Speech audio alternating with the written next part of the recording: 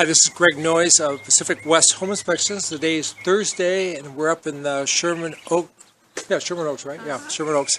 Going to do a roof inspection, and got the ladders set up. Got a composition roof line here. It's a small 3-bedroom home, 2 baths. One of the bedrooms will be converted to a study or a den. And we're waiting for the chimney guy. He may show up. We may see him here on the roof here in a minute. And over the back part of the house, attic, you have a gable vent here. And I was looking at all these layers of roofing here. And I still think it's just one layer, but sometimes they'll, on the edges, they'll add another layer.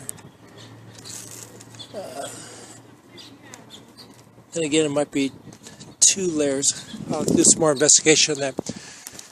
The way the flashings are, it'd be 1 layer. The flashings are exposed, so that's what we like to see. This type of roofing typically has a a little extra 22-year life. And the very top of the roof, the peak of the roof, we have something called a ridge cap, and this will deteriorate at 8 to 10 years because it's been folded over. There's a stress here. So one way we age is kind of see the flexibility here, and then the edges here. So it's you start to see a little bit of deterioration of rock here, and the ridge cap hasn't. I don't see any problems with that. So it's probably I would say 5 to 7 years old, and the homeowner or the paperwork. Someone probably has some information on when they actually installed it. And if they had a permit, you can go down to and pull a permit and see what you have there as well.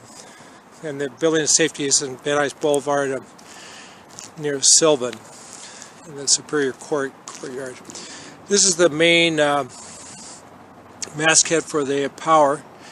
It's an overhead power line, and the power line goes right through a tree, and it goes to the top street, and I'll have that in the report.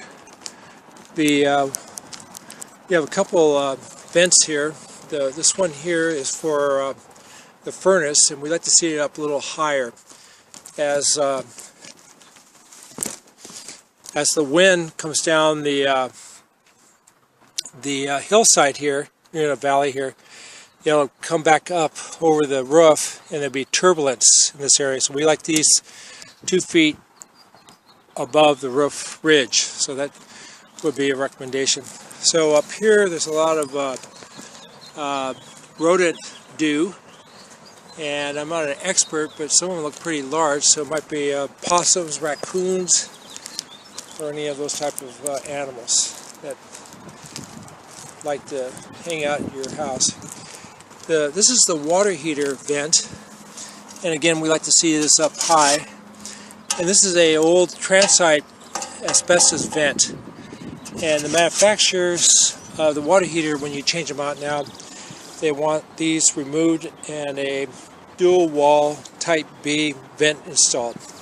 And again, the new vent, you want them to install it 2 feet above the roof line here. So as we continue on, we're going to go, we're now over the living room, and they have a half dome vent. This is to bring air into your attic, and on the side of the house we saw the gable. So a lot of times they'll put a fan on your gable to pull the hot air out of the attic, and if you don't already have one, that would be a good investment. Over the kitchen area, we have the kitchen vent. This is in, and they're not using it, so they remodeled the kitchen and eliminated the using this vent. So you could get a tradesperson in to reconnect a updraft type of vent for your kitchen ventilator. And if you do a lot of cooking, that would be a good investment to do, to spend that money for that. On the back of the house in the living room, back wall we had that fireplace, and we earlier saw the effervescence, the moisture in the fireplace. And let me bring it around here. You see cracks in the cap, and there's some gaps coming on down the fireplace. And in the corner of the fireplace, chimney structures, excuse me, I should be saying chimney structure, there's a rebar, and it goes down through here. So if you have any cracks, water is getting down inside the system, rusting out the rebar and pushing the rust and the swelling of the metal on the bricks, and this is what happens. It moves the bricks out, and that's exactly what's happening here. So years ago, if they had kept track of their chimney cap and replaced it when they got the cracks, you would have eliminated a lot of your problems. And on the street side, you see the gaps here. So the chimney guy will be coming in. That would be a recommendation anyway. For me, I would have had that report to call a chimney guy out, so I'm glad he's coming out today. That eliminates waiting for another specialist. Now at the very bottom of the chimney, they have a rule if it's over 3 feet wide, and this isn't, but it would have been easy to do. You see all the debris, it sticks here. What we like to see back here, because water is coming down and sitting there, and the dirt and debris will dam it up and move the water back in the system, and you have a leak here. So what we like to see is we call a cricket flashing. It comes out from the edges on an angle. So when the water comes down, it flows away from the chimney and down to the drain gutters on the edge of your roof. So when next time you do a roof replacement, you want to ask them to put a cricket type of flashing in, and that would help greatly. Now in the back of the house there's a huge slope, and I understand you had a geologist come out the other day, and she's looked at the slope. That would have been another recommendation I would have said. And the very back of the house, or on the